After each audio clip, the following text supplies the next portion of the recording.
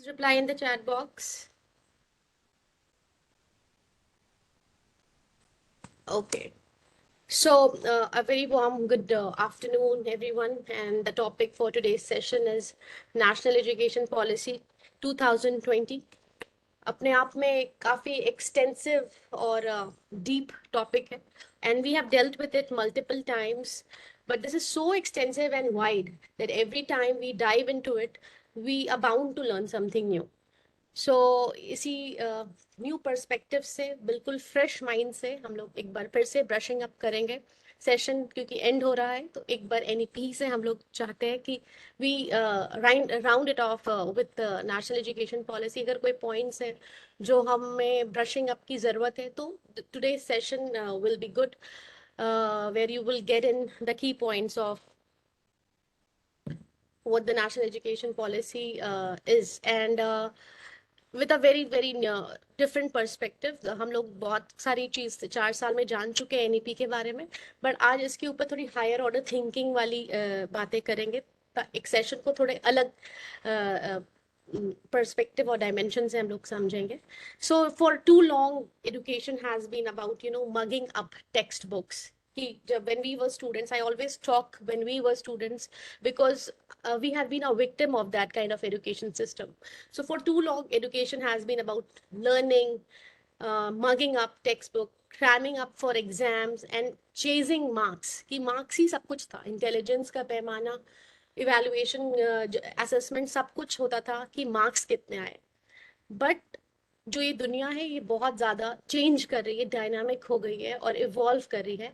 और इन इस बदलती हुई परिस्थिति में we have realize that we don't need walking encyclopedias, जहाँ अभी information, facts, knowledge is everywhere in the books, on the internet. और उसको हर चीज़ को मग अप करके रिप्रोड्यूस कर देना इंटेलिजेंस नहीं होता है, वो आपकी मेमोरी की पावर है। इंटेलिजेंस एक बहुत ही बड़ा अम्ब्रेला टर्म है जिसके अंदर बहुत सारी चीज़ आती है। सो वी डोंट नीड इंसाइक्लोपीडियाज कि आप कितना अच्छा रट पा रहे हैं उतने अच्छे आप आपका इंटेलिजेंस है, ऐसा नहीं है। We need more of problem solvers. की सिचुएशन अगर प्रॉब्लम की है तो सॉल्व करने की क्षमता इन बच्चे में है कि नहीं, एक एडल्ट में वो कर पाता है कि नहीं, क्रिटिकली किसी सिचुएशन को सोच देख पाता है कि नहीं, कि वही जो उसको दिखाया जा रहा है, वही जो चार लोग उसको समझा रहे हैं, उसी के इर्द गिर्द वो फैसला करता है, या कुछ बाहर से उसकी सोचने की, क्रिटिकल थिंकिंग करने की क्षमता उसकी डेवलप हो पाई है कि नहीं। And most importantly we need fearless dreamers, जिनको जो नई नई चीज़ों के बारे में ड्रीम बिग कर पाए, and they are able to attain it. नहीं तो वही एक बॉक्स है जिसके अराउंड हमें सोचना है, जिसके अराउंड हमें सब कुछ करना है। That was when we were students. अब NEP has come up with a solution कि ऐसा नहीं होगा, and that's what exactly what the National Education Policy 2020 is all about. It's not just a policy।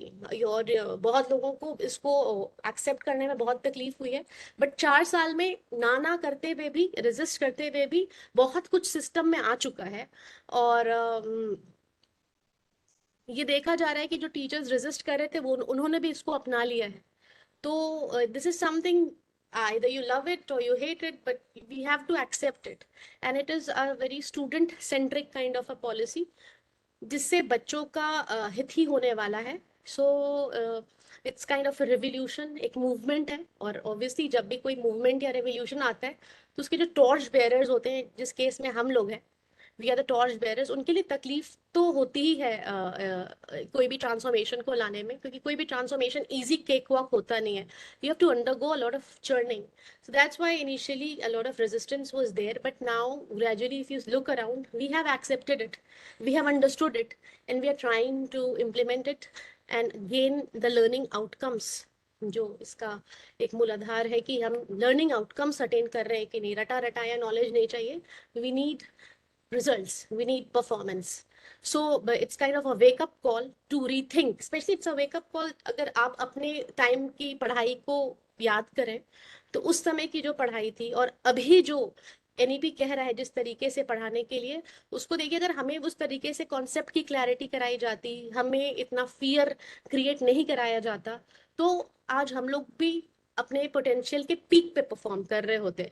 इतना स्ट्रेस नहीं दिया जाता, marks के पीछे इतनी भागम भाग नहीं होती, तो things would have been very very different.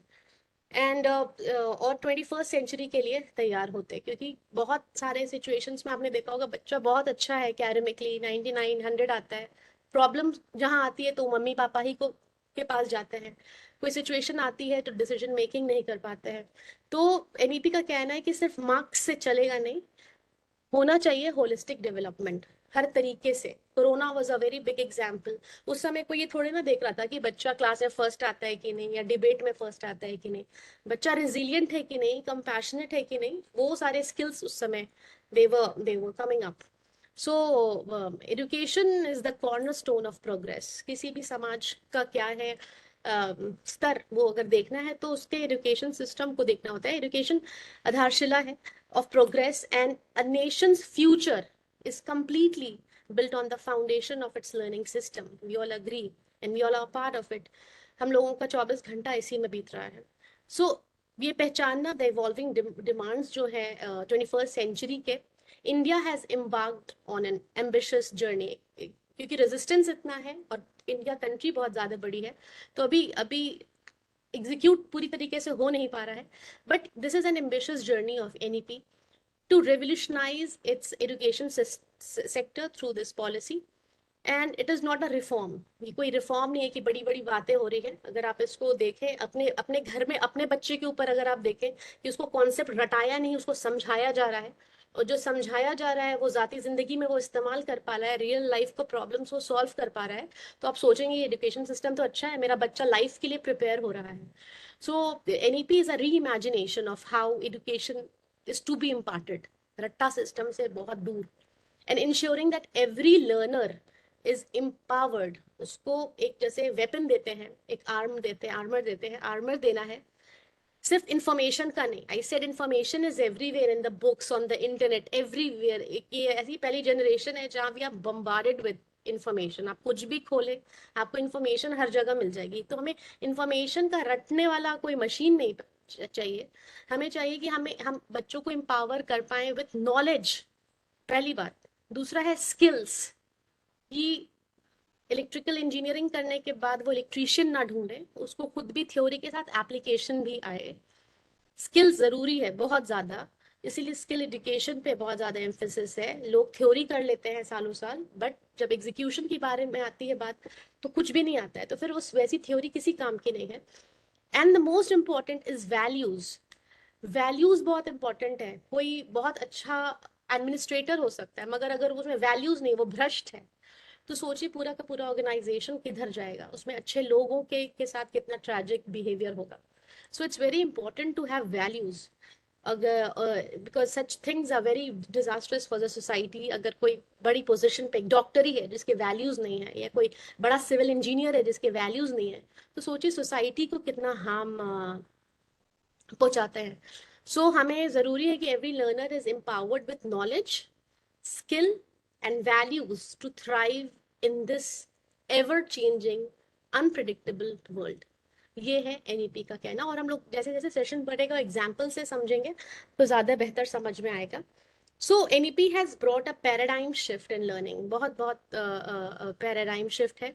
And for years, बहुत सालों से, और जब हम लोग स्टूडेंट्स थे, कि हमेशा माइंड में एक सेशन में याद रखिएगा कि हम लोग जब स्टूडेंट्स थे तो हम लोगों के साथ जिस तरीके की पढ़ाई कराई गई, obviously there were some teachers जो कि उस समय भी एनईपी के साथ के गाइडलाइंस पे चल रहे थे, बट कुछ टीचर्स जिनके लिए रटना, टेरर क्रिएट करना, जो उन्होंने बोला वो आप मेमोराइज कीजिए और वही आप लिखिएगा तो ही आपको मार्क्स आएगा, that was very very tragic. So for years India's education system has been exam driven, correct. अभी भी हम लोग उससे बाहर निकल के नहीं आए, हम लोग किसी भी बच्चे के इंटेलिजेंस को उसके मार्क्स से ही इवेलुएट करते हैं, बट इससे बाहर आना है। वो बच्चा होलिस्टिकली कैसा है, बुरे समय में डिसीजन ले पाता है, इम्पैथी है, इलेक्ट्रिसिटी कंजर्व करना जानता है, वाटर की वैल्यू करता है, एल्डर्स को रिस्पेक्ट करता है, ये सब भी पैमाना है। बहुत इंटेलिजेंट है बट बड़ों से बात करने की तमीज नहीं है। बहुत इंटेलिजेंट है, सोशली एंजाइटी हो जाती है, इमोशनली डिस्कनेक्टेड है, तो फिर वो इंटेलिजेंट नहीं है। Intelligence is something that should be holistic, that is very important. तो बहुत सालों से एग्जाम ड्रिवन है, रिजिड है, एंड फोकस्ड ऑन मेमोराइजेशन। जो जितना बढ़िया रट लेगा वो उतना ज्यादा इंटेलिजेंट होगा। और अब ये समझ में आया है कि ये ज्यादती है, ये दिस इज वेरी अनफेयर कि आप यू जज somebody on the power of memorisation and what is the use of that memorisation. जो एग्जाम के बाद अगर आप बच्चे से पूछो तो बच्चे को कुछ भी याद नहीं रहता है, वो सिर्फ that is memorised only to reproduce that information in the examination and after that that concept is gone, that usages of that theory is gone. तो फिर फायदा ही क्या हुआ, उस मेमोराइजेशन का भी कोई फायदा नहीं है। FA2 में 20 लाना या FA UT2 में 40 लाना is not the agenda of life. You should be able to use that knowledge in solving a real life problem. And now but now times have changed, 21st century के हम लोग और अच्छे से detail में बात करेंगे। Times have changed and the national education policy is here to break those old barriers. I always say that sea breeze, land breeze. After I became an educator, I understood. I always thought sea breeze is land breeze and land breeze is sea breeze. So how tragic कि एक 5 standard की knowledge इतनी उम्र पाने के बाद clear हुई, क्योंकि there was something wrong with the teaching, correct? कि कहीं तो वो प्रॉब्लम रह गई अटक के, और यू फील कि इतनी इंपॉर्टेंट इंफॉर्मेशन और कितना पैरानोया, कितना डर बच्चे के दिमाग में होता है कि वो ये भी नहीं जानता है कि इस चीज की क्लैरिटी करवाना बहुत ज्यादा जरूरी है। कि कोई भी कॉन्सेप्ट, कोई भी लर्निंग गैप बहुत ज्यादा लंबा नहीं होना चाहिए। अगर बच्चा स्कूल 4 दिन नहीं आता है तो 4 दिन में जो लर्निंग गैप होता है उसमें कुछ कुछ कॉन्सेप्ट्स अगर वो भूल जाता है तो नहीं, वो मिस कर जाता है, तो फिर उसके लिए कितना मुश्किल होता है उस 4 दिन को कवर अप करने के लिए। तो इसमें स्टेक होल्डर्स का अलर्ट होना, कॉन्शियस होना कितना जरूरी होता है कि उस 4 दिन में जो स्कूल में कॉन्सेप्ट पढ़ाया गया है वो पेरेंट्स उसको समझाएं घर पे, या वो टीचर से एक्स्ट्रा हेल्प ले या किसी पीयर से समझे। बिकॉज अगर उसी जो लर्निंग गैप उसकी उसी में से कोई क्वेश्चन आ जाता है बच्चे को, तो सोचिए वो बच्चा स्कूल आने सिर्फ 4 दिन ना आने की वजह से उसको दिक्कत में वो पड़ जाता है। There's a person called Ranjit Saha. Sir, please don't disturb the session. If you're not able to hear, just leave the session and rejoin again. But don't write things that are not relevant. Okay. So, so times have changed, or NEP is here to, I said, it's here to break those old barriers and bring a flexible, very flexible, and इसी flexibility की वजह से educators को परेशानी हो रही है, क्योंकि हम लोगों के पास भी क्या है, लिमिटेड टाइम है, स्टूडेंट ज्यादा हैं, a lot of issues are there to be dealt with. तो कितना फ्लेक्सिबिलिटी हम भी प्रोवाइड कर पाते हैं बच्चे को, ये एक बहुत बड़ा मुद्दा आता है NEP में। बट जितनी जितनी हम लोग कोशिश कर सकते हैं उतनी फ्लेक्सिबिलिटी जहाँ जहाँ हम लोगों की कोशिश है, वहाँ वहाँ हम लोग उसमें उसको घुसा सकते हैं and make it skill based and make it very very student centric. This policy is about keeping the child at the center. So moving on to the next slide, there's something that everybody needs to think about.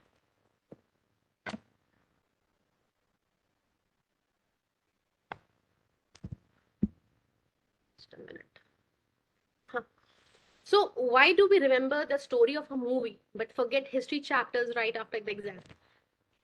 आपने शोले देखी होगी, हम आपके कौन देखी होगी, चक दे India देखी होगी। अगर आपसे अगर स्टोरी अभी पूछी जाए तो आप लोग सबको, जो जो आप लोगों ने इस मूवी को देखा है, आप लोग बाय एंड लार्ज 60 to 70% जरूर बता देंगे कि मूवी में क्या है। तो ऐसा क्यों होता है कि मूवी याद रह जाती है लेकिन हिस्ट्री के चैप्टर्स एग्जाम देने के बाद ही भूल जाते हैं हम लोग? या फिर बच्चे, why do students memorize physics formulas but they struggle really hard to apply them in real life? ऐसा क्यों होता है? तो the reason is very very simple. We have been teaching and learning the crooked way. So कहीं ना कहीं कुछ तो दिक्कत है। ये जो हम लोग मूवीज बनाते हैं उसमें हम लोग क्या करते हैं, सुंदर सुंदर हीरोइंस हीरोज को डालते हैं, अच्छा उसमें स्क्रीन प्ले डालते हैं, म्यूजिक डालते हैं। अगर बहुत फालतू कंटेंट भी है तो उसको इतने एंटरटेनमेंट से दिखाते हैं कि वो इम्प्रिंट हो जाता है माइंड पे। और एडुकेशन को हम लोग क्या करते हैं, एडुकेशन जो कि सबसे ज्यादा जरूरी है किसी भी चीज लर्निंग सिस्टम को सुधारने के लिए, उसको हम लोग बहुत ही मोनोटोनस वे में बच्चे को रोज उसी सुर उसी चेहरे के साथ उसी एक्सप्रेशन के साथ मोनोटोनसली हम लोग पढ़ाने की कोशिश करते हैं। तो इससे क्या होता है कि जो एंटरटेनमेंट के साथ जो चीज को की गई वो इम्प्रिंट हो गई, जो बच्चे को बहुत ही मंडेन तरीके से बताई गई वो बच्चे के इम्प्रिंट नहीं हुई। इसीलिए एनईपी कहता है कि थोड़ा बच्चों के हिसाब से स्टोरी टेलिंग करके, पोएम के फॉर्म में, जिंगल्स के फॉर्म में। I'll give you this example of two YouTubers. One is Khan sir and the other one is Divya Kirti. बताते वो भी कंटेंट ही है, मगर उनका जो कंटेंट बताने का तरीका है वो बड़ा story telling, very colloquial, very local language, हमारी अपनी भाषा में। तो क्या होता है, वो रिटेंशन हो जाता है, जबकि बता वो भी कंटेंट ही रहे हैं, बट जो बताने का जो तरीका है वो इतना ज्यादा अपनी तरफ आकर्षित और एंगेज करता है कि याद रह जाती है चीज। वो इम्पोर्टेंट फिलोसफी की क्लासेस भी आपको याद रहेंगी कि दिव्या कीर्ति जी ने अपनी क्लास में कैसे बताया है। तो ये बस बताने के तरीका क्या है, आपके लर्नर के हिसाब से है। सो एक जो चीज जो पूरे चीज में समझने की, वो है कि 21st सेंचुरी लर्नर्स क्या है। ये समझने में बहुत ही ज्यादा आसान लगता है, बट इसको एक बार हम लोग फिर से ब्रश अप करेंगे, क्योंकि एनईपी का जो टारगेट है, और एनईपी 2020 वांट्स कि we need to create learners who are ready to face the 21st century and the 21st century learners. ये बात बार बार आती है। अगर आप 21st सेंचुरी लर्नर्स की बात करें तो वही है, कोलैबोरेशन उसको आना चाहिए, और उसको कम्युनिकेटर अच्छा होना चाहिए, लिटरेट होना चाहिए, डिजिटली उसको समझ में आना चाहिए, ये सारी चीजें। बट इसको हम लोग थोड़ा और डिटेल में समझेंगे, बिकॉज एनईपी का जो अल्टीमेट टारगेट है कि लर्निंग आउटकम्स, कोई भी चैप्टर का लर्निंग आउटकम्स ऐसे अटेन करवाया जाए, सोलर सिस्टम अगर एक चैप्टर है या फैमिली एक चैप्टर है, तो उसका जो लर्निंग आउटकम्स है वो ऐसे अटेन कराया जाए कि बच्चा 21st सेंचुरी में थ्राइव करने के लिए रेडी रहे। अब 21st सेंचुरी लर्नर्स क्या होते हैं, उनके कुछ प्राइमरी कैरेक्टरिस्टिक्स हैं। जो हमारा अल्टीमेट एजेंडा है क्लासरूम में, अगर हम एज अ क्लास टीचर या सब्जेक्ट टीचर क्लास में जा रहे हैं, तो हमारा एजेंडा है कि हम ये सारे कैरेक्टरिस्टिक्स बाय एंड लार्ज बच्चों में इंस्टिल करें, अपने पढ़ाने के तरीके से, अपने लर्निंग आउटकम को अटेन कराने से। और इसको बिल्कुल खुले दिमाग से सुनने की कोशिश कीजिएगा, इसमें बिल्कुल रिजिडिटी नहीं है। एंड बाय एंड लार्ज जैसे ये सेशन होगा, you will be able to, ये जो भी इंफॉर्मेशन है ये आपके अंदर सेटल कर जाएगी। तो इनिशियली ग्लिचेस आ सकते हैं, but try to understand it, it's very very simple. कि एनईपी का जो अल्टीमेट जो एजेंडा है कि लर्निंग आउटकम्स ऐसे अटेन कराए जाएं कि 21st सेंचुरी लर्नर्स क्रिएट हो, जो कि 21st सेंचुरी को फेस करने के लिए और थ्राइव करने के लिए बिल्कुल रेडी हो।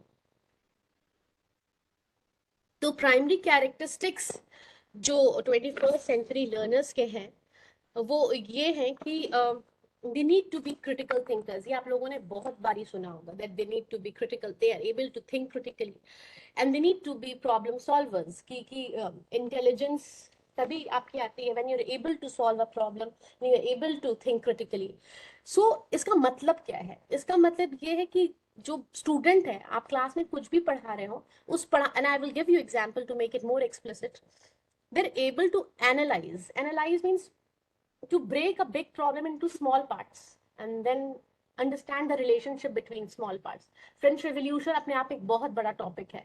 तो फ्रेंच रेवोल्यूशन को अगर आप अचानक से बच्चे को बताते हैं तो इसके लिए बड़ा अननोन टेरिटरी है।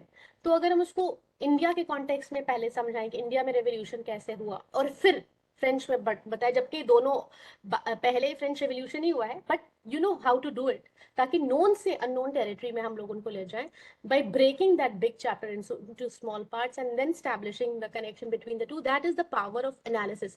हमारी लाइफ में भी कोई बहुत बड़ी प्रॉब्लम आ जाती है तो हम लोग बड़ी प्रॉब्लम एक चुटकी में नहीं सॉल्व कर सकते। वी नीड टू अंडरस्टैंड कि नेक्स्ट राइट मूव क्या होगा, अब नेक्स्ट घंटे क्या करना होगा, या कल क्या करना होगा, या परसों क्या करना होगा।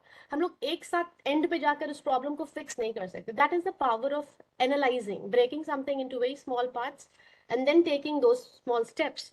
तो ये बच्चों को होना है कि ओवरवेलम ही होना है, कोई भी चीज आए तो we have to break it, and then they are able to evaluate and create solutions, evaluate, नापे उस situation की gravity को, and they're able to create solutions to complex problems rather than just memorizing facts। अब I will give you an example, जिससे आपको ये और भी क्लियर होगा। स्टूडेंट्स को हम लर्निंग आउटकम ऐसे अटेन कराएं या कोई भी कॉन्सेप्ट को ऐसे बताएं कि they are able to question the source of that information, कि ये इंफॉर्मेशन आई कहाँ से, इसके पीछे का हाउ, इसके पीछे का वाई क्या है, and apply logic to real world challenges. अब जैसे कि एक छोटे से बच्चे ने, एक टीचर ने एक सेशन में बताया था कि एक टीचर ने एक बच्चे ने पूछा शायद 2 स्टैंडर्ड के कि नारियल जो होता है उसके अंदर पानी कैसे भरते हैं। जो नारियल पानी होता है वो तो ट्री पे रहता है। तो एक 2 स्टैंडर्ड के बच्चे ने भी हायर ऑर्डर थिंकिंग की। तो जब ये बच्चा इस क्वेश्चन का आंसर जानने की कोशिश करेगा तो बहुत सारे आंसर्स उसको और भी मिलेंगे। So but we need to create students जो कि क्रिटिकली सोच पाए। एक 2 स्टैंडर्ड का बच्चा इस तरीके की बात अगर सोचता है। फिर एक किसी बच्चे ने पूछा कि माउंटेन्स के ऊपर इतने सारा स्नो होता है, मगर स्नो तो सन के करीब होता है, तो फिर वो पिघलता क्यों नहीं है। These are higher order thinking skills question. So, but we teachers, we need to be equipped with our material to answer these questions. हमें irritation क्यों होता है? क्योंकि हमने खुद कभी नहीं उस तरीके से सोचा है और वो बच्चा सोच रहा है। बच्चे के माइंड की कोई सीमा नहीं। So when such questions come up, we need to have answers, and it's never late to have answers. There are so many questions that need to be answered, but those questions should be there. Those जब तक questions नहीं होंगे हम लोग answers solution तक पहुंचेंगे नहीं. So critical thinking in problem solving ही है कि आप information का जो source है वहां तक पूछें कि क्यों ये क्यों हो रहा है। ये नहीं कि बस आपको बता दिया गया कि coconut has water तो water, ऐसा नहीं, क्यों है उसमें वाटर, कहाँ से आता है उसमें water, so that you get a lot of other answers. These are higher order thinking questions. और लेटर ऑन जो कॉम्पिटेंसी बेस्ड बनेगा। And apply logic to real world challenges. Now for example, अगर एक कोई साइंस क्लास चल रही है और स्टूडेंट्स को इन्वेस्टिगेट किया करने के लिए दिया गया है कि लोकल वाटर का आप पोल्यूशन करें। फॉर एग्जांपल हम लोग ये साइंस में दे सकते हैं लोकल वाटर का पोल्यूशन लेवल को नाप लो by analyzing water samples and proposing solutions instead of just reading about pollution in textbook कि pollution, what is pollution, what is air pollution, what is water pollution, noise pollution, रट लिया हो गया। लेकिन आप analysis भी तो करने दें। आप उनको बताइए कि आपके जो स्कूल का ही पानी है उसका आप एनालाइज कीजिए वाटर सैंपल्स को और प्रपोज कीजिए इसको और अच्छा कैसे बनाया जा सकता है। या अगर बगल में कोई ऐसा कंटामिनेटेड वाटर है तो उसके ऊपर आप क्या सोल्यूशन होगा। तो जब प्रपोज करेंगे बच्चे रिसर्च करेंगे, बच्चों को पता चलेगा, they will get information and they will work on the solution. रट के क्या फायदा कि ये इसका डेफिनेशन ये है, इसका आंसर ये है। जब रियल लाइफ में आएगा तो क्लूलेस है कि इसके ऊपर सोल्यूशंस भी चाहिए होता है। एंड हम लोग फॉलोअर्स नहीं, we are creating leaders who have solution, who have answers, who have analysis का power. The next is to to जो हम क्लास में जब पढ़ाएं कोई कोर कॉन्सेप्ट को तो हमें ये जरूर डालना है अपने प्रोजेक्ट में या हॉलीडे होमवर्क में, असाइनमेंट में, wherever it is possible कि we are able to create creative and innovative students कि जिनके अंदर क्रिएटिविटी हो, जिसको जो टीचर ने बोल दिया बस वही शुरू और आखिर है, ऐसा नहीं। they are able to think creatively. What does this mean? This means that we need to create students who think outside the box. Just like I gave you the 2 examples, they are able to think outside the box because अब 10th में क्या होगा, competency based questions आएंगे। वहां पे कोई आपसे सीधा सीधा कुछ नहीं पूछने वाला है, आपको हर चीज अप्लाइड आने वाली है। So and they are able to develop new ideas. जो बता दिया गया बस वही नहीं, उनके पास भी क्षमता हो क्रिएटिविटी की, where they are able to develop new ideas and they engage in hands on learning, design thinking, entrepreneurship। क्योंकि यही सब अगर आप लोग टीवी में देखते हैं शार्क टैंक टाइप की चीज, तो आप देखिएगा कि दुनिया कहाँ से कहाँ चली गई है और हमें उस बढ़ती भी इवॉल्व डायनामिक दुनिया के लिए अपने बच्चों को तैयार करना है। बहुत बार आप अगर अपने खुद के बच्चों से बात करें और उनको 1-2 सवाल का जवाब नहीं आता है, एज पेरेंट्स बहुत एंजाइटी होती है कि अरे मेरे बच्चे को ये नहीं आता है, अरे वो नहीं आता है, कैसे ये इतनी कॉम्पिटिटिव दुनिया में सर्वाइव करेगा। तो same thing should be for our school students. If they do not know how to apply, if they do not know how to be entrepreneur in these kind of things, they cannot come up with new ideas. आप देख रहे हैं there's a vacuum. This is a situation as a teacher we feel anxious कि नहीं, we need to empower these students.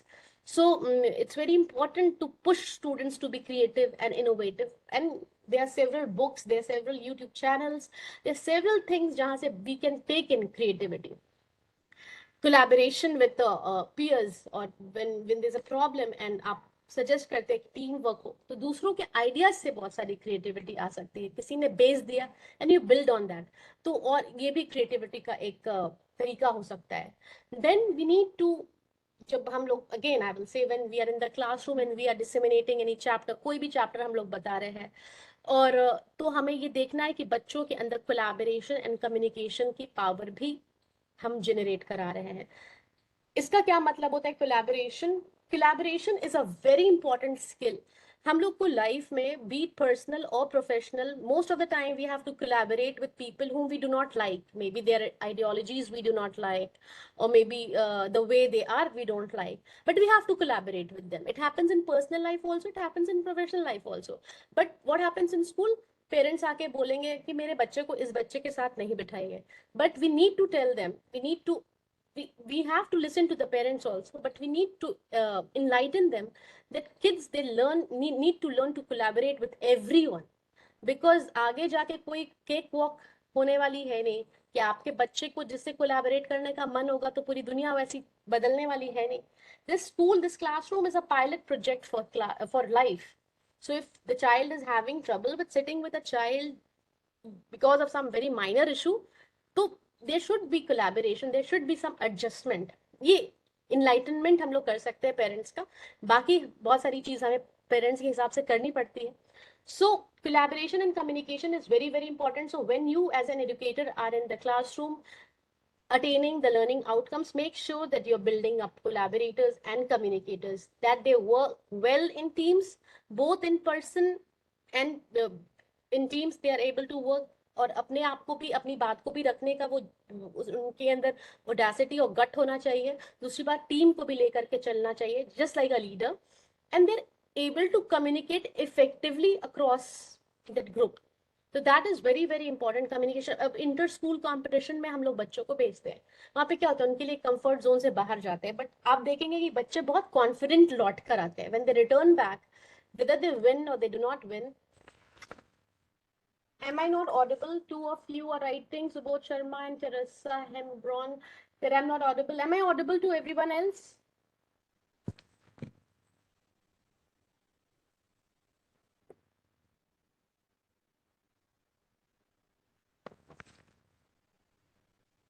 So please, those who are not able to hear me, please log off and then join in, because it's your network that is giving you problem. Then the point is digital literacy and technological proficiency. ये आप लोग कहीं लिख लीजिए.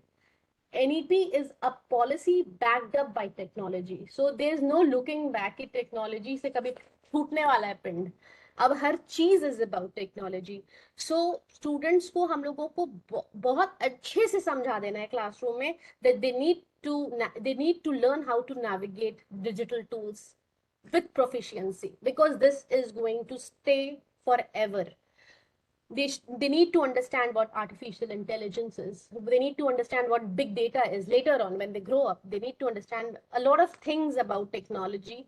And जब भी उनको समय मिलता है, जो बड़े बच्चे हैं जिनको समय मिलता है, समर वेकेशन होती है या विंटर वेकेशन होती है, आई वुड ऑलवेज सजेस्ट कि बच्चों को बोला जाए कि कुछ ना कुछ कोर्स डिजिटल लर्निंग पे जरूर करें, कुछ ना कुछ जरूर सीखें, क्योंकि ये एक ऐसा स्किल है जिनको बाद में बहुत ज्यादा काम आएगा. Maybe they learn how to use Excel, or they learn how to use Microsoft Word, anything. But digitally, उनको जब मौका मिले, we need to empower them that they learn it, because this is going to stay forever.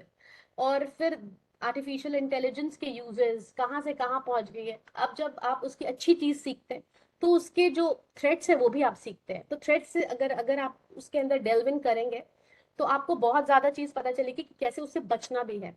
से and online platforms उनको use करने आना चाहिए, क्योंकि डिजिटलाइजेशन अभी रहेगा. और इससे उनको ये समझ आएगी कि how to distinguish between reliable and misleading digital content, क्योंकि डिजिटल कंटेंट इतना कभी नहीं था जितना अभी है.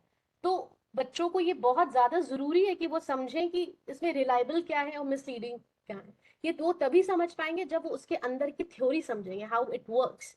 So, and when they are able to do so, students will be able to spot what is fake by analyzing viral social media posts पे जितनी सारे fake news होते हैं. They will be able to analyze कि भाई viral इतनी सारी fake, हर समय कुछ ना कुछ fake news आती है. Students learn how to spot fake news by analyzing viral social media posts and verify sources using fact checking websites. तो सबको ये पता चलेगा कि कि कैसे इतनी सारी फेक न्यूज की वजह से कितना कितना प्रॉब्लम क्लास सोसाइटी में आता है, एंड कैसे पता चलता है कोई चीज फेक है या कोई चीज जेन्युइन है, कौन सी साइट पे डालने से हम उसके फैक्ट को चेक कर सकते हैं। ये सारा एनईपी का एम है, और जब भी हम क्लासरूम में जाते हैं ये सारी चीजें हमें माइंड में रख के जानी है अपने क्लास में। Now, self-directed and lifelong learning. This is again very very important. जहाँ पे हम लोग self-directed learning, तो इसमें self-directed learning क्या होती है? आप किसी को भी बहुत ज्यादा पुश करके कुछ नहीं करा सकते हैं। हर कोई, अगर आप किसी किसी को कह रहे हैं एनईपी इज वेरी गुड, तो वो उसके अंदर एक इंट्रिंसिक मोटिवेशन होना चाहिए टू एक्सेप्ट इट। आप किसी को बहुत धक्का दे के कुछ भी नहीं करा सकते। आप किसी को धक्का दे के बहुत दिन कोई भी अच्छी चीज नहीं करा सकते। उसके अंदर इंट्रिंसिक मोटिवेशन पैदा करना बहुत इंपॉर्टेंट है, that this is good for you. जब तक उसको खुद से नहीं महसूस होगा this is good for me, किसी के पुश से बहुत ज्यादा दिन वो चलती नहीं है चीज। So self directed and life long learning का मतलब है that we need to create students who are 21st century learners का ये ट्रेट है, who take initiatives in their learning। हमें उनको नहीं पुश करना बहुत ज्यादा पड़े, हमें उन्हें बता देना है this is good for you, this is beneficial for you, if you want to be successful, you need to do all these things, but that should be self directed एक पॉइंट ही तक, क्योंकि फास्ट इवॉल्विंग डायनेमिक दुनिया है। Competition is is infinite competition. यहाँ पे आप किसी को बहुत पुश कर करके कुछ नहीं करा सकते। सो इंट्रिंसिक मोटिवेशन का होना और सेल्फ डायरेक्टेड लर्निंग का होना बहुत इंपॉर्टेंट है, ये बच्चों को बता देना है। And they need to continuously update their knowledge and skill. सबसे इंपॉर्टेंट है कि बच्चों को ये बताना है कि इतनी ज्यादा कॉम्पिटिटिव दुनिया है जहाँ पल पल हर चीज बदल रही है। It's very very important for them to keep themselves updated with what is happening। even we educators, बहुत बार ऐसा होता है, बहुत सारे लोगों को नहीं पता चलता है कि एनसीएफ 2022 ने क्या कहा, एनसीएफ 2023 ने क्या कहा, अभी सीबीएसई का नया सर्कुलर में क्या आ गया। तो क्या है, because it gets a little overwhelming कि after taking so many classes पे क्लासेस ले रहे हैं, क्वेश्चन पेपर्स है, आंसर शीट्स है, रिपोर्ट कार्ड है, मिसबिहेवियर है, पेरेंट्स के डिमांड है, उसके बाद हम अपने आप को अपडेटेड भी रखें। But we need to block our time in a way where we are updated। so as educators, as professionals, it's very very important to compartmentalize our priorities and remain updated। जब अगर हम लोग किसी भी field में, एक doctor से आप कुछ पूछ ले रिसेंट डेवलपमेंट के बारे में, उसको नहीं पता हो, तो हमें हमें एक क्या उसके बारे में इंप्रेशन बहुत अच्छा नहीं पड़ता है। Same goes with every other profession, we need to be updated। similarly, when we are updated, we know how important it is to be updated, then am I audible to everyone? Everything is fine, right? There's a sudden change in my on my screen. I hope I'm audible to everyone. Okay. So it's very very important to be motivated, self-directed, and be lifelong learners, and the same thing we have to inculcate in our students।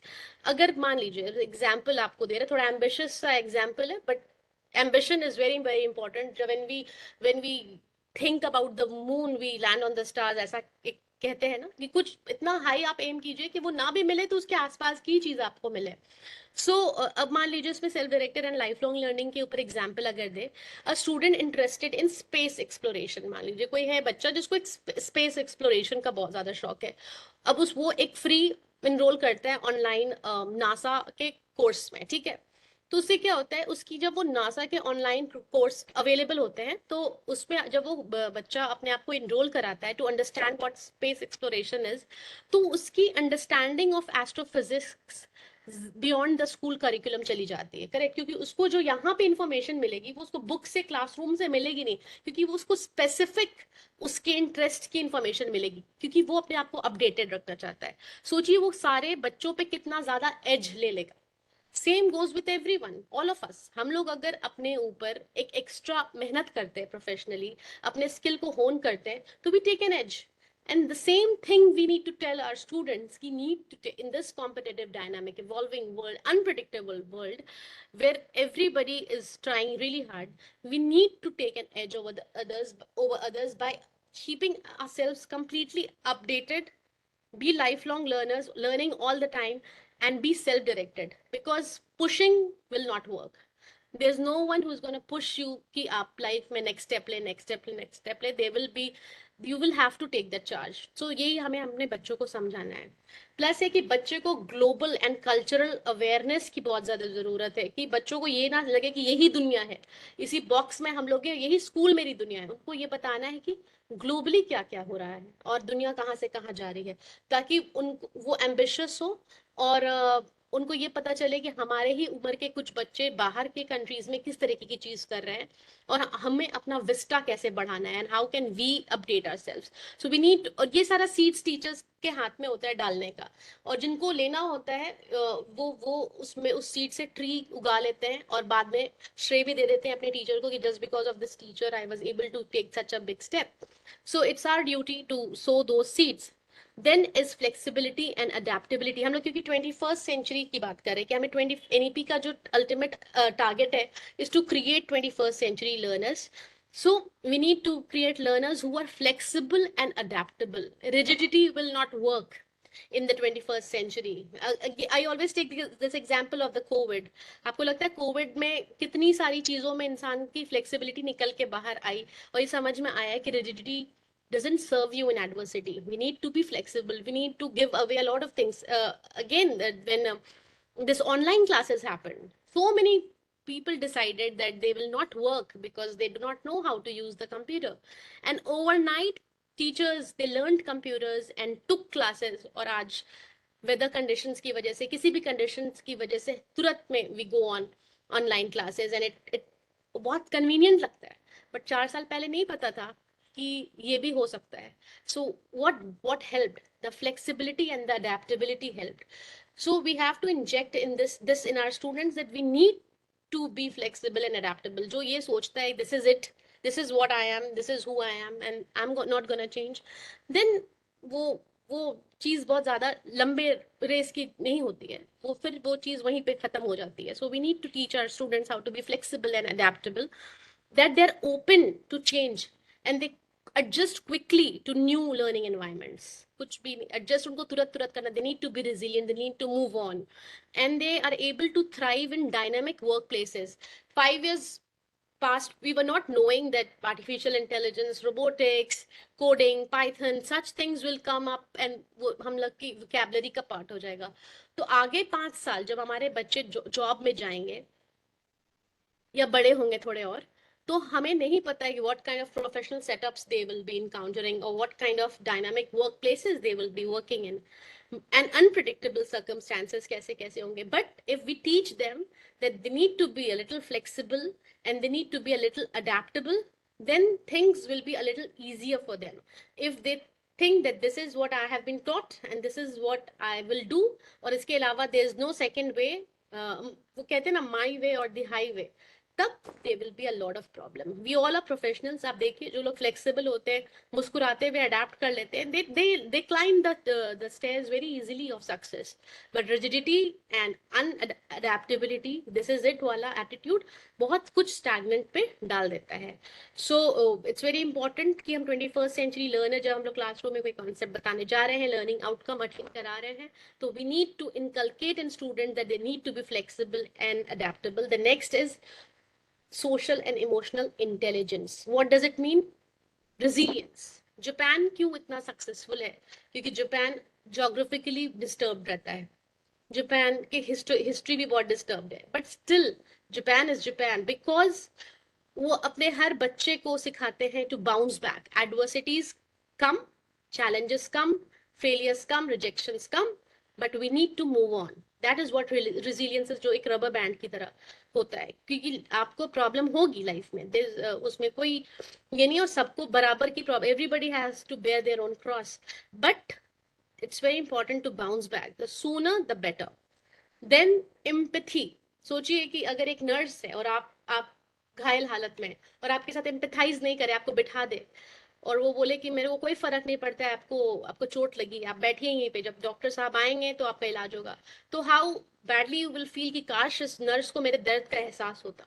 उस समय समझ में आता है कि how important empathy is. Empathy बहुत ही underrated एक concept है जिसके ऊपर लोग बात नहीं करते हैं, बट लैक ऑफ एम्पैथी तब समझ में आती है जब हम लोग एडवर्स सिचुएशन में होते हैं और तब सोचते हैं कि काश सामने वाले को रहम आ जाता है इस बात पे, लेकिन when we are on the good side, when we are on the happier side, तब वो सामने वाले की तकलीफ का अंदाजा उस तरीके से होता नहीं है, बिकॉज अभी हम लोगों ने फील नहीं किया है.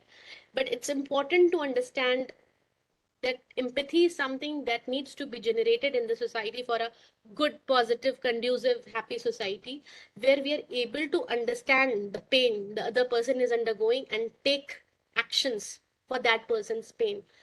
और उसके हम लोग कैसे भी हीलिंग और उसके लिए उसके पेन को हम लोग कैसे भी कम कर पाए, ये हमारा दायित्व है अगर हम लोग एनईपी की और अच्छे इंसान बनने की कोशिश में है. तो it's very important to be resilient, it's very important to have empathy. And leader जो होता है, जो लीडरशिप स्किल होती है, we say that this person is a leader, इसलिए होता है क्योंकि वो लीडर अपने हर टीममेट, अपने हर जो उसके अंडर काम करते हैं उनके साथ कहीं ना कहीं वो एम्पैथी का उसके अंदर बिहेवियर होता है. वो सब सारे अपने टीममेट्स के प्रॉब्लम्स को जानते हैं, उनको क्योर करते हैं, and then only the team is able to work in favour of them. अगर कोई लीडर है और वो नहीं समझ पा रहा है कि ये इंसान आज परफॉर्म इसलिए नहीं कर पा रहा है क्योंकि उसके घर में कोई बच्चा बीमार है, एम्पैथी नहीं दे पा रहा है, तो वो टीममेट भी बाद में खराब सिचुएशन में अपनी लॉयल्टी नहीं दे पाएगा. So it's always, if you think that somebody is a good leader, तो कहीं ना कहीं उसने भी किसी टीममेट की प्रॉब्लम को इजी किया है, and that's why the team is working. And it's not only about finances, it's a lot about social and emotional intelligence, the kind of bond we have created. And अगर आप successful autobiographies पढ़ेंगे तो आपको समझ में आएगा, it's not the IQ that works, it's the EQ that works. If I help someone being a leader today, my team will also give everything to me tomorrow. So it's very, very important, if you want to be a leader, if you aspire to build great leaders, it's very, very important to generate empathy, जहाँ पे आप दूसरों के दर्द को समझे, and then only things will work in your own favor. So example, अगर हम स्टूडेंट्स को पार्टिसिपेट करा रहे हैं किसी वीकली माइंडफुल सेशन में, where they reflect on their emotions and they practice gratitude journaling to build resilience. It's very important कि बच्चों को हम लोग रिफ्लेक्टिव योगा प्रैक्टिसेस, जहाँ पे उनको ये समझ में आया कि where did I go wrong, हमने कैसे अपने कंडक्ट को किया और कैसे कॉन्फ्लिक्ट को रिजॉल्व किया जाता है. These are very very important points. So and the last one जो बहुत इंपॉर्टेंट है 21st सेंचुरी के लिए, is ethical and responsible citizenship. I said कि कोई बहुत बड़ा एडमिनिस्ट्रेटर बन सकता है, लेकिन अगर उसमें एथिक्स नहीं हो, राइट और रॉन्ग की कोई परख नहीं हो, तो सोचिए वो सिस्टम को कैसे कोलैप्स करेगा. वो किस सिस्टम सस्टेनेबल हो ही नहीं सकता है अगर कोई एथिकली सही गलत नहीं जानता है. तो सो इट्स वेरी वेरी इंपॉर्टेंट. अगर फॉर वेरी स्मॉल एग्जाम्पल, आपके स्कूल में अगर पानी कहीं गिर रहा है एंड एथिकली हमें पता है कि पानी बंद कर देना चाहिए और हम पानी नहीं बंद करते हैं, तो सोचिए कितने सारे लोगों को डिप्राइव करते हैं पानी से. So very small things that we need to teach children की जो सही और गलत होती है.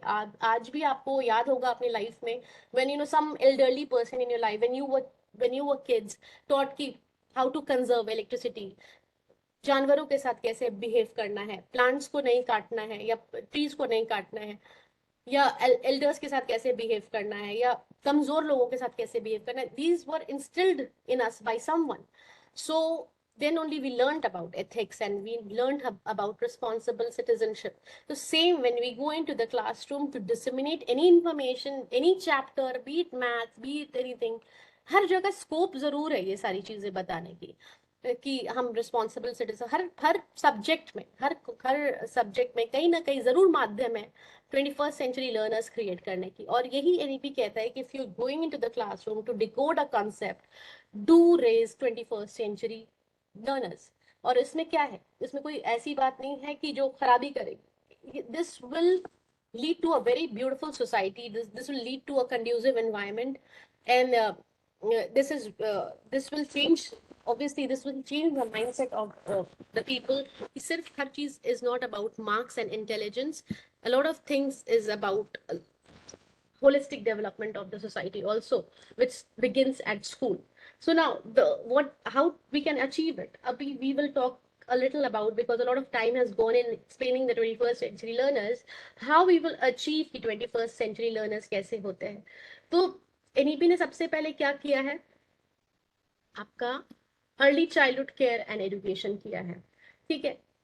जहां पे अब just try to listen to what I am saying, because we have to attain all these things, but from where are we starting? Early childhood care and education. तो जो पहला जो 8 साल है बच्चे का, are crucial for brain development. 85% to 90% जो brain development हो रहा है वो आपका अर्ली चाइल्डहुड के समय पे हो रहा है, जब बच्चा प्री स्कूल में है। एनईपी इंश्योर्स कि यहाँ पे हम बच्चों को प्ले बेस्ड लर्निंग कराएं, स्टोरीज से बताएं एंड हैंड्स ऑन एक्टिविटीज से कराएं, ताकि बच्चा स्कूल आना चाहे। पहली बात, क्योंकि बच्चे प्री स्कूल में क्या होता है कि एक डर होता है कि स्कूल है, तो इतना उनको प्ले बेस्ड मेथड से हम लोग कराए, clay method, story telling, puppetry, कि बच्चा स्कूल आना चाहे। The first thing is, so instead of making a 4 year old memorising alphabets through repetitions के ए बी सी डी, जो हम लोग जैसे रटते थे,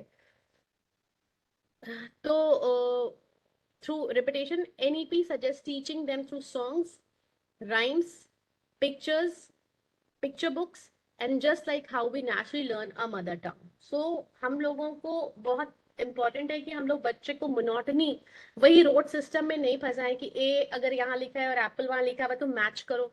अगर बच्चे के माँ बाप एडुकेटेड है तो बच्चा बेसिक थ्योरीज जानता है।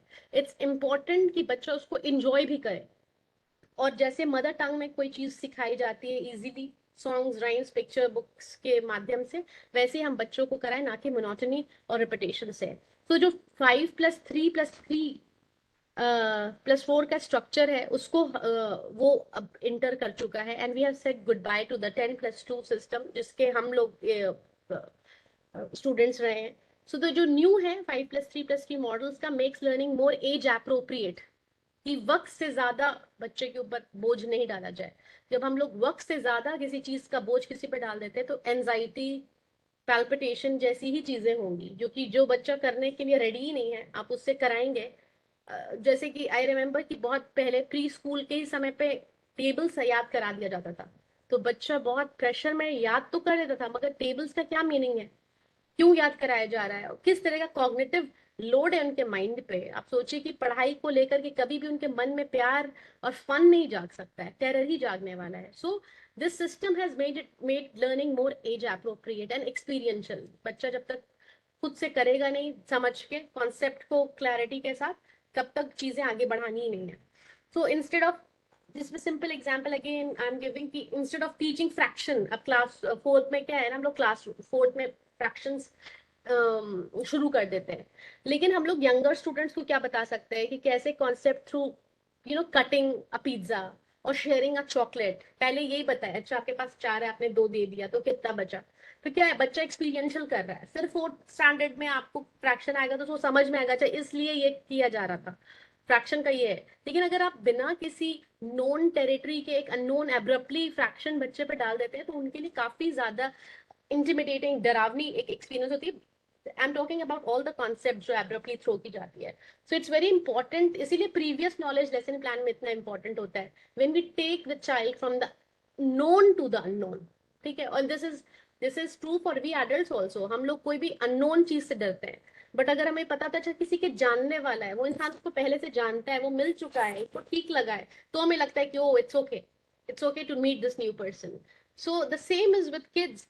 अगर कोई रैंडम डरावना सा टॉपिक हम बच्चे पे थ्रो करते हैं विदाउट प्रीवियस नॉलेज, उससे उसको अलाइन करते हुए, तो बच्चे के लिए थोड़ा सा इंटिमिडेटिंग हो जाता है। Then we are talking about holistic and skill-based education. So NEP integrates coding, which I said is very, very important, robotics, arts, sports, and vocational skills along with traditional subjects. So instead of only teaching Pythagoras theorems on a blackboard, students will apply it by measuring shadows of objects outdoors. So पहले थोड़ा सा briefing कर देना उनके लिए, थोड़ा सा experiential बना देना, and then coming to the theory part, so that they understand की रिलेशनशिप क्या है। और exams will no longer be about cramming facts. जब आप, अगर आप 10th का पेपर देखते हैं तो आपको समझ आता है कि कितना कुछ कॉम्पिटेंसी बेस्ड हो चुका है। सो NEP introduces competency based assessments that checks understanding and practical application. So photosynthesis का definition क्या है, इससे अच्छा है कि हम बच्चे से पूछे why are plants greener in summer, then in winters. तो क्या होगा, बच्चा एक हायर ऑर्डर अपने लिए क्वेश्चंस के आंसर्स निकालेगा, rather than just asking what is photosynthesis and write the definition of photosynthesis. So क्या again that is memorization. So ask something that is practical, कि बच्चे को समझ में आए कि what is happening.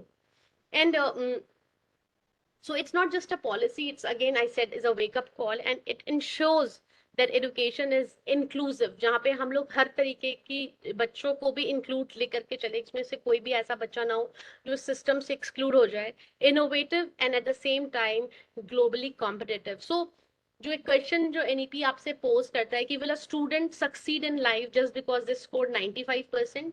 नो, सिर्फ 95% गारंटी नहीं करता है कि बच्चा लाइफ में सक्सीड करेगा. It can be one parameter, but there are several other parameters which NEP says is very very important. आप लोगों को अपने क्लास की अगर बच्चे थे आप लोग, तो आप लोगों को याद होगा कि बहुत सारे क्लास में टॉपर्स थे, और जो लाइफ में बहुत नॉर्मल कुछ कर रहे हैं, बहुत बड़ी चीज कोई नहीं कर रहा है, कोई भी नासा में एस्ट्रोनॉट नहीं बन पाया जो कि लगता था कि स्कूल में बन जाएगा.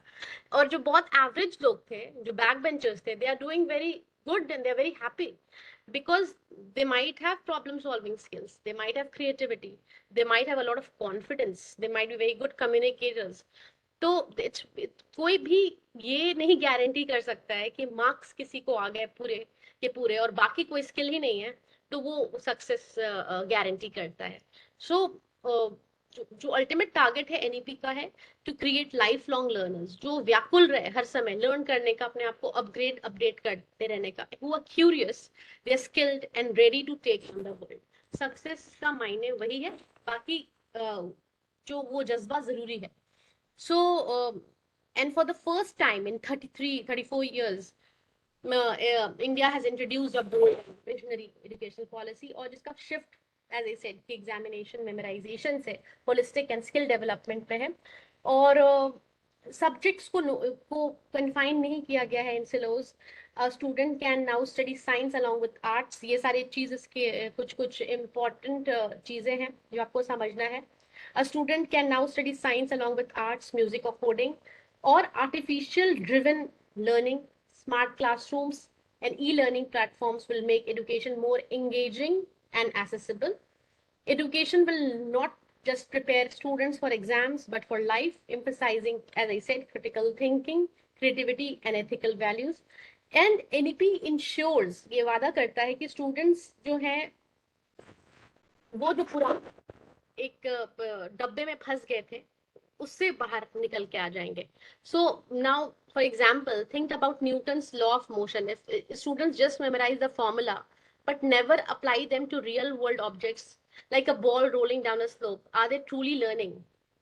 बहुत ही इंपॉर्टेंट चीज है. हम लोग ने न्यूटन्स के लॉ को कितने अच्छे से याद किया, सालों साल उसको रिवाइज किया, बट अगर उसको रियल वर्ल्ड एप्लीकेशन में उसको नहीं ला पाए तो सोच लीजिए कि उतने साल का जो आपका रटना था वो व्यर्थ हो जाता है. सो एनईपी जो है वो इनकरेज करता है कि हैंड्स ऑन लर्निंग हो ताकि एजुकेशन रेलेवेंट रहे और मीनिंगफुल हो. और हाई स्टेक्स जो टेस्टिंग जो होती है, जो एग्जामिनेशन का जो प्रेशर होता है, एंजाइटी होती है, और फिर lack of interest and then failure and then suicide, वो सारे चीजों के ऊपर बहुत जरूरी है कि चेक लगे. सो और एनईपी जो है 2020 वो changes this by making learning engaging, कि बच्चे इंटरेस्ट लें, जो चीज इंटरेस्ट लेते हैं बच्चे ज्यादा से ज्यादा कर पाते हैं.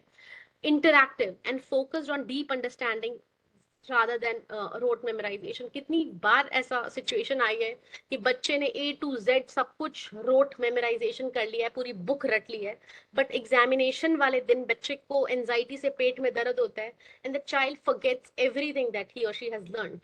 सो सोचिए कि किस तरीके के ट्रॉमा से बच्चा उस समय गुजरता है जिसने महीनों घटने पे वो चीज को लगा दी, कॉन्सेप्ट को नहीं समझा, और एग्जामिनेशन वाले दिन एंजाइटी से, क्योंकि इतना इंफॉर्मेशन को लोड करके अपने माइंड में आना और फिर उसको रिप्रोड्यूस करना कितना ज्यादा टायरिंग होता होगा. So NEP is all about higher order thinking, जहाँ बच्चा खुल के लिबरेट होके हम लोग उसको, और ये बहुत आसान होता है कि बच्चे को लिबरेट करके और आप खुल के पढ़ाएं, बट इसमें दायित्व हम एडुकेटर्स का होता है कि हमें we need to be master of a material, कि जिसको इधर से भी पूछा जाए तो we know how to handle that concept and we are able to, we ये किसी का कहा हुआ है ना, if you cannot explain it to a 6-year-old, it means that you do not understand it yourself. So we need to upgrade ourselves, and we need to have master over our material, so that kids, we are able to equip our students to solve those higher order and competency based questions. If you ask a child where is the Taj Mahal, they will answer you instantly where it is. But if you ask why does the Taj Mahal appear white, many will struggle to explain. So NEP aims to cultivate curiosity so that children think beyond the obvious, and they explore deeper answers. ठीक है, ये तो पता ही है ताजमहल का है, but वो सफेद क्यों है? अब उसके पीछे की हिस्ट्री में जाएंगे, एक जरा सा सवाल का ट्विस्ट करने से क्या होता है, क्यूरियोसिटी जनरेट होती है, डीपर डेल्व जाते हैं, और ऑब्वियस बस नहीं होना चाहिए कि यही 4 सवाल हैं और यही आएंगे. Then that is not learning, that is just creating machines. And for centuries, India's education system has been shaped by, this is a very important point, has been shaped up by colonial influences. क्योंकि जो हम लोग जो NEP के pre पढ़ रहे थे, वो colonized influences थे उसके ऊपर, emphasizing कि rote learning हो, standardized testing हो, English dominated instructions हो, while sidelining indigenous knowledge, regional languages and holistic learning approaches. तो NEP एक bold step है towards decolonizing the Indian mind. जो क्योंकि we don't need clerks, we don't need followers. We now need entrepreneurs, leaders who are able to take good decisions and who are able to create a lot of businesses for others also.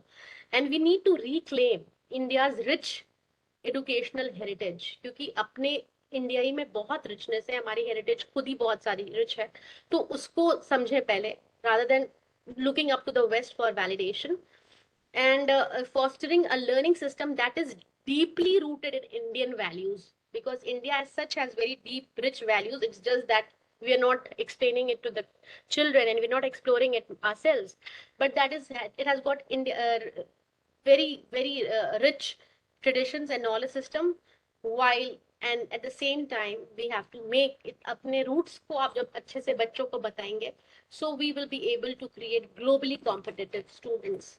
So it's very important to understand NEP that ways कि जहाँ पे अपने root की पूरी पहचान, अपने बिहार की, अपने इंडिया की पूरी पहचान, and then उतना strengthen कर लेना है अपने रूट्स को, that you are globally competitive, क्योंकि uprooted चीज uproot हो जाती है. It's very important to be rooted, and this is what NEP is saying. So thanks a lot for attending my session. Thank you very much. I will take your leave, and thank you for all the comments. They keep me motivated to come up with something good the next time. Thank you very much.